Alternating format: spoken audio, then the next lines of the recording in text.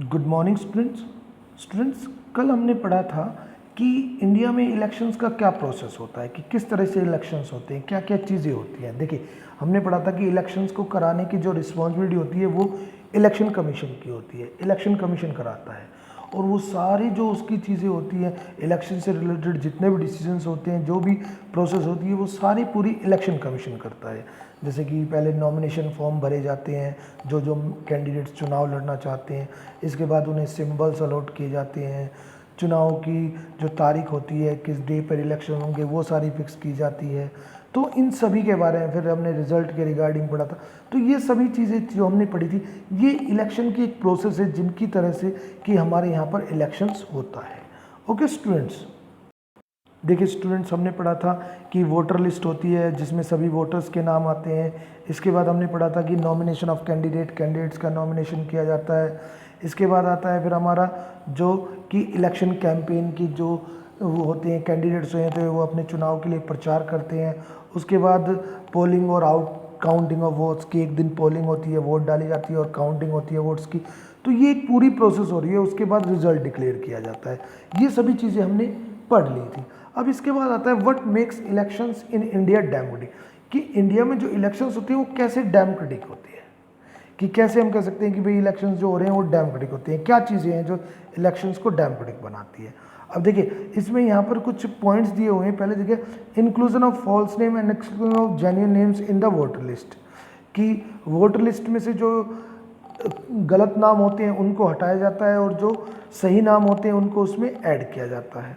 दूसरा इसमें हमने पढ़ा है कि misuse of government facilities and officials by the ruling party, कि रूलिंग पार्टी जो होती है वो कई बार क्या करती है कि गवर्नमेंट जो फैसिलिटीज़ होती है उनका गलत यूज़ कर लेती है। इसके अलावा excessive use of money by rich candidates, की जो बड़ी पार्टीज या रिच कैंडिडेट्स होते हैं वो पैसों का ज़रूरत से ज़्यादा यूज़ करती है, क्योंकि एक उन्होंने लिमिट लगाई हुई है। इसके अलावा intimidation of voters and rigging of the polling day, कि पोलिंग डे पे क्या करते हैं, जनरली जो वोटर्स होते हैं उनको ललचाते हैं, उनको गलत तरीक़ों का यूज़ करते हैं, डरा कर या पैसे के द्वारा वोट लेते हैं। तो ऐसी काफ़ी चीज़ें, many of these reports are correct, कि ये सभी चीज़ें यूज़ करते हैं। उनमें से काफ़ी रिपोर्ट्स हमें सही भी मिलती है, कि काफ़ी रिपोर्ट्स होती हैं जो कि सही है। We feel unhappy when we read of such reports, और जब भी हम इस तरह की वो पढ़ते हैं कि खबरें कि उसमें कोई गलत तरीक़ों का यूज़ हुआ है, तो हमें काफ़ी बुरा भी लगता है कि हम वोट देकर आ रहे हैं और उसमें गलत तरीक़ों का यूज़ किया जा रहा है। तो जो लोग सरकार बनाना चाहते हैं उनकी पार्टी हार जाती है और दूसरी जो गलत तरीक़ों का यूज़ करती है वो पार्टी जीत जाती है। तो हमें केयरफुली ये एग्जामिन करना होगा कि भाई कैसे हम कहें कि हमारे यहाँ पर जो इलेक्शंस हो रहे हैं वो डेमोक्रेटिक हो रहे हैं। देखिए, सबसे पहले आता है इंडिपेंडेंट इलेक्शन कमीशन, कि मैंने आपको बताया था कि इलेक्शंस कराने की रिस्पॉन्सिबिलिटी जो होती है वो किसकी होती है, इलेक्शन कमीशन की। तो हमारे यहाँ पर जो इलेक्शन कमीशन होता है पूरी तरह से इंडिपेंडेंट होता है, मीन्स वो सरकार के दबाव में नहीं होता। सरकार के दबाव में नहीं होता, इसी वजह से इलेक्शंस फ्री एंड फेयर होते हैं। देखिए, one simple way of checking whether elections are fair और not is to look at the who conducts the elections, कि भाई इलेक्शंस सही हो रहे हैं या नहीं हो रहे हैं। इसके लिए सबसे पहले ये देखा जाता है कि जो इलेक्शंस कौन करा रहा है वो क्या पूरी तरह से इंडिपेंडेंट है, क्या गवर्नमेंट जो है उस समय रूलिंग पार्टी है वो उनके ऊपर कोई प्रेशर तो नहीं बना रही है, उनके कंट्रोल में तो काम नहीं कर रही है। तो इसमें सबसे पहले आता है इस क्वेश्चन का answer, the answer of all this question is quite positive for our country, कि हमारे कंट्री में जितने भी हमने ये पूछे हैं कि भाई सरकार के दबाव में काम नहीं करते या इंडिपेंडेंट है नहीं, ये पूरी तरह से पॉजिटिव है। क्योंकि in our country election are conducted by an independent and very powerful election commission, कि हमारे यहाँ पर जो इलेक्शंस कराए जाते हैं वो इलेक्शन कमीशन के द्वारा, जो कि पूरी तरह से इंडिपेंडेंट और एक पावरफुल ग्रुप है। It enjoy the same kind of independence that the judiciary, इसके पास उतनी ही पावर्स है जितनी कि जुडिशरी, जैसे अब जुडिशरी अपनी इंजॉयमेंट वो करती है, इंडिपेंडेंस को फील, ऐसे ही ये भी करती है। चीफ इलेक्शन कमिश्नर होता है, वो किसके द्वारा अपॉइंट किया जाता है, वो प्रेसिडेंट के द्वारा। But once appointed the chief election commissioner is not answerable to the president और द गवर्नमेंट, और अगर एक बार चीफ इलेक्शन कमीशन को आपने चुन लिया तो ना तो वो प्रेसिडेंट को जवाब देने के लिए रिस्पॉन्सिबल है और ना ही वो सरकार को जवाब देगा। Even if the ruling party और the government does not like what the commission does, it is virtually impossible for it to remove the CEC. अगर मान लो सरकार या प्रेसिडेंट उससे खुश भी नहीं है तो उनके पास ये अधिकार नहीं है कि वो उसको हटा सके, उसको नहीं हटाया जा सकता। Very few election commission in the world have such, ऐसे वर्ल्ड में बहुत कम ऐसे इलेक्शन कमीशन होंगे जिनको कि इतनी ज़्यादा पावर्स दी गई होगी। ठीक है, अब देखिए यहाँ पर कुछ पॉइंट दिए हुए हैं। EC election commission take decisions on every aspect of conduct and control of election from the announcement of election to the declaration of result, कि इलेक्शन के रिगार्डिंग किसी भी रिगार्डिंग कोई भी इलेक्शन से जुड़ी कोई भी वो है इशू है, उसके रिगार्डिंग डिसीजन लेने का जो अधिकार है वो इलेक्शन कमीशन पे है। वो कब से स्टार्ट होता है, इलेक्शन की जिस दिन डेट डिक्लेयर करता है और जिस दिन रिजल्ट आता है उसके बीच में जितने भी डिसीजन लिए गए इलेक्शंस के रिगार्डिंग वो सारा इलेक्शन कमीशन के द्वारा लिए जाते हैं। It implement the code of conduct and punishes any candidate और पार्टी दैट वायलेट्स इट, कि ये कोड ऑफ कंडक्ट लगाती है, आचार संहिता हमने पढ़ा था, है ना। और अगर कोई भी कैंडिडेट उसको फॉलो नहीं कर रहा है या पार्टी फॉलो नहीं कर रही तो उसको पनिश भी करती है। During the elections period the EC can order the government to follow some guidelines, कि इलेक्शन के दौरान इलेक्शन कमीशन सरकार को कुछ गाइडलाइंस दे सकता है कि भाई वो इन गाइडलाइंस को फॉलो करे। To prevent use and misuse of government power, की गवर्नमेंट की पावर का मिसयूज़ ना करे, अपने इलेक्शन जीतने में उनका यूज़ ना करे, तो ये उसको देता है। इसके अलावा when on election duty government officers work under the, और देखो जब भी इलेक्शन में ड्यूटी लगाई जाती है जनरली गवर्नमेंट जो एम्प्लॉयज़ होते हैं उनकी लगाई जाती है, लेकिन उस समय वो गवर्नमेंट के कंट्रोल में नहीं होते, उस समय वो इलेक्शन कमीशन के कंट्रोल में होते हैं, तो इलेक्शन कमीशन उन्हें पूरी तरह से अपने कंट्रोल में रखता है। Okay, in the last 15 years or so the election commission has begun to exercise all its powers and even expand them। पिछले 15 सालों में देखें तो इलेक्शन कमीशन की पावर्स और ज़्यादा एक्सपेंड हुई है। It is very common now for the election commission to reprimand the government and administration for their lapse, कि इलेक्शन कमीशन के पास ये अधिकार है कि अगर गवर्नमेंट कहीं भी कुछ भी गलत तरीके का यूज़ करे तो उसके रिगार्डिंग वो एक्शन ले सकती है। When election officials came to the opinion that polling was not fair in some booths or even in entire constituency, they order a repoll। यदि इसके पास ये रिपोर्ट आती है कि भाई इलेक्शन कमीशन के जो ऑफिसर्स हैं वो ये कहते हैं कि भाई वहाँ पर इलेक्शंस में धांधलेबाजी हुई है, तो वहाँ पर वो दोबारा से इलेक्शंस करा सकती है। The ruling party often does not like what the EC does, देखिए रूलिंग पार्टी होती है वो उससे ईसी से खुश नहीं होती इलेक्शन कमीशन से, but they have to obey, लेकिन उसे उसकी बातों को फॉलो करना ज़रूरी है क्योंकि वो उस समय रूलिंग पार्टी है लेकिन उसके पास कोई पावर्स नहीं होती है। तो इस वजह से हम कह सकते हैं कि जो हमारे यहाँ का इलेक्शन कमीशन है पूरी तरह से इंडिपेंडेंट है। ओके, दूसरा आता है पॉपुलर पार्टिसिपेशन, कि हमारे यहाँ पर जो इलेक्शंस हो रहे हैं क्या उसमें सभी लोग वोट दे रहे हैं, दूसरा सभी को चुनाव लड़ने का अधिकार है, तो ये चीज़ उसको इंडिपेंडेंट बनाती है, फ्री एंड फेयर बनाती है, डेमोक्रेटिक बनाती है। देखिए another way to check the quality of the election process is to see whether people participate in it, कि लोग उसमें पार्टिसिपेट कर रहे हैं इलेक्शन में। तो अगर हम इंडिया की बात करें तो इंडिया में सभी लोग पार्टिसिपेट, इवन अगर हम बात करें 60 to 70% लोग वोट करने जाते हैं, तो डेमोक्रेटिक है। If the election process is not free and fair people will not continue to participate. Obviously बात है कि अगर फ्री एंड फेयर इलेक्शंस नहीं हो रहे, सबको मालूम है कि धांधलेबाजी हो रही है, तो कोई भी वोट करने नहीं जाएगा। नीचे यहाँ पर एक चार्ट दिया हुआ है कि किस तरह से इंडिया में जो उनका बढ़ रहा है। देखिए इसमें people participation election is usually measured by voter turn out figures, कि यहाँ पर ये देखा जाता है कि लोगों ने कितना पार्टिसिपेशन किया, इसका कैसे कि वोटर्स का टर्न आउट, कि कितने लोगों ने वोट किया, कितना परसेंटेज उसका निकाला जाता है। Turn out indicates the percentage of eligible voters who actually cast them, कि देखते कि कितने लोगों ने अपनी वोट दी है। Over the last 50 years the turn out in Europe and north America has decline, कि पिछले 50 सालों में देखें यूरोप और नॉर्थ अफ्रीका में लोगों ने वोट देना कम किया है, जबकि इंडिया में ये धीरे धीरे बढ़ता जा रहा है। तो आप देखिएगा यहाँ पर ये दिखा भी रखा है कि जो रेड है, रेड में तो दिखा रखा है यूके का, ब्रिटेन का, जो कि धीरे धीरे डाउन आ रहा है, और इंडिया में देखिए इंडिया में ये थोड़ा बड़ा भी है, मीन्स ये 60 के लगभग इन्होंने अपने आप को मेंटेन कर रखा है।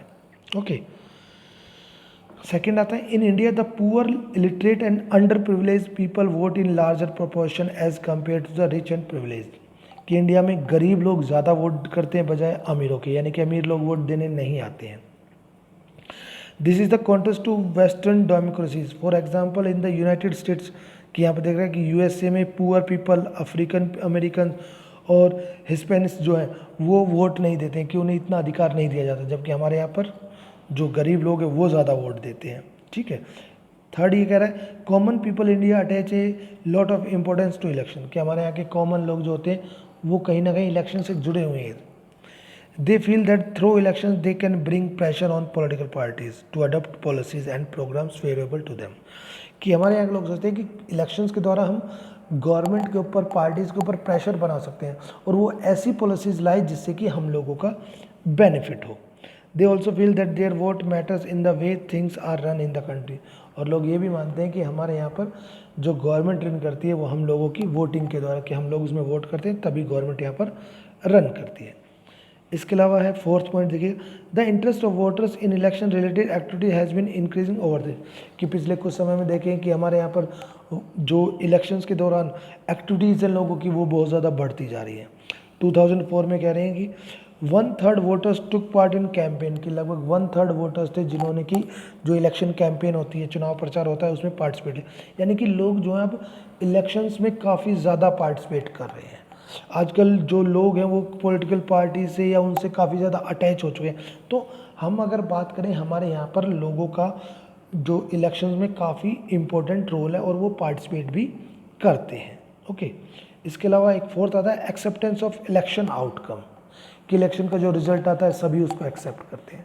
सभी तभी एक्सेप्ट करते हैं जब इलेक्शंस पूरी तरह से डेमोक्रेटिक हो रहे हैं, कि अगर मुझे मालूम है कि इसमें गलत तरीके का यूज़ हो रहा है तो मैं उसके रिजल्ट को कभी भी एक्सेप्ट नहीं करूँगा। देखिए, one final test of the free and fairness of election has in the outcome itself, कि उसका outcome जो है, result जो है, if elections are not free and fair the outcome always favors the powerful।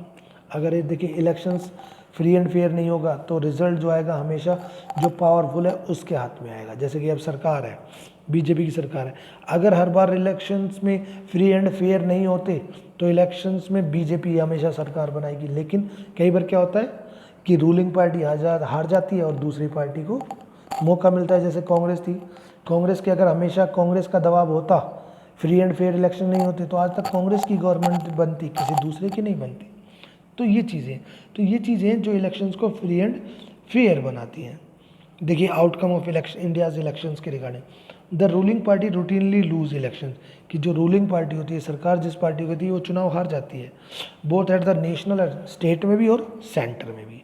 In fact every 2 out of 3, कि 3 में से 2 elections में जनरली जो रूलिंग पार्टी होती है वो बाहर हो जाती है, उसकी जगह नई पार्टी सरकार बनाती है। In the US an incumbent और sitting elected representative rarely loses, जबकि यूएस में अगर हम बात करें जो विनिंग कैंडिडेट्स होते हैं वो बहुत कम चुनाव हारते हैं। In India about half the MLA, और इंडिया में अगर बात करें कि हमारे यहाँ पर जितने भी लोग जीते हुए हैं कैंडिडेट, उनमें से लगभग आधे कैंडिडेट हर बार चुनाव हार जाते हैं, जो ये चीज़ें कहती हैं कि इलेक्शन इंडिया में डेमोक्रेटिक है।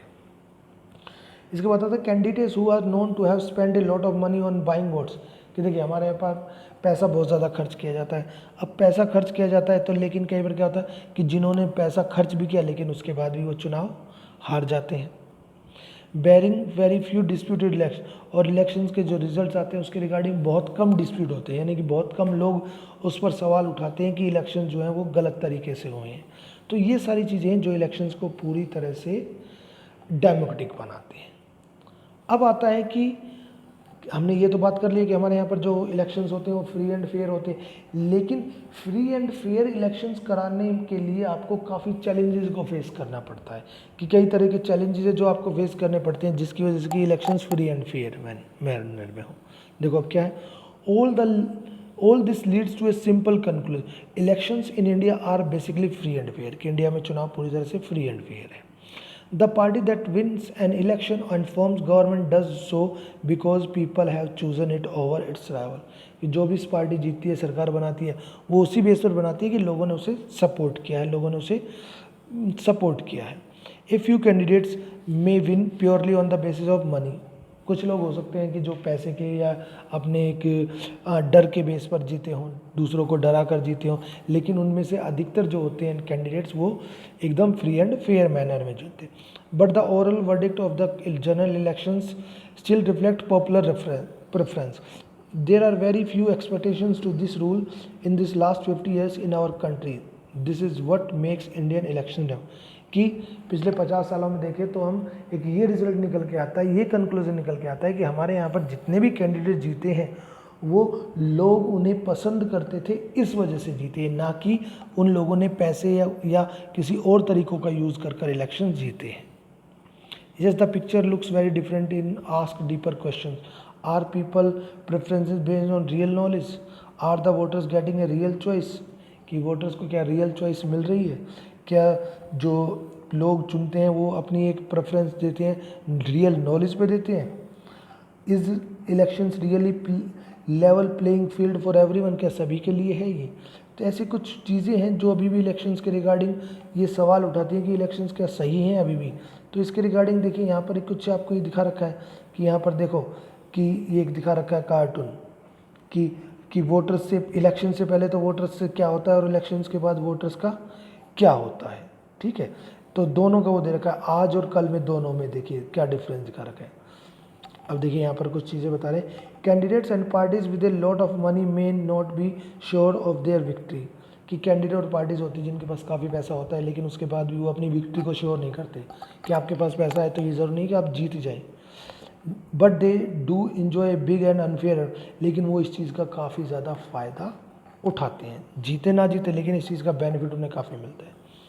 इन सब parts of the country candidate, अब देखिए हमारे यहाँ सामने एक चैलेंज ये आता है कि कुछ हमारे यहाँ पर क्रिमिनल कनेक्शंस होते हैं, जो लीडर्स होते हैं, जो कैंडिडेट्स होते हैं, ये एक बहुत बड़ा चैलेंज है कि कैसे इन क्रिमिनल्स को उनसे इलेक्शन से बाहर किया जाए। देखिए, push others out of electoral race and secure ticket from major party. कि काफ़ी जो चैलेंज है कि क्रिमिनल्स वगैरह होते हैं वो बड़ी बड़ी पार्टी से टिकट ले लेते हैं और चुनाव लड़ते हैं। Some families tend to dominate political parties, tickets are distributed to relatives for from these families. एक ही है कि कुछ पार्टीज ऐसी हैं जिन पर कि एक ही फैमिली का डोमिनेंस है कि उस पार्टी में जितने भी टिकट दी जाती हैं जनरली जो मेन वहाँ के पावरफुल कैंडिडेट्स होते हैं, पावरफुल लीडर्स होते हैं, उन्हीं के रिलेटिव्स को दी जाती है। नेक्स्ट आता है very often elections offer little choice to ordinary.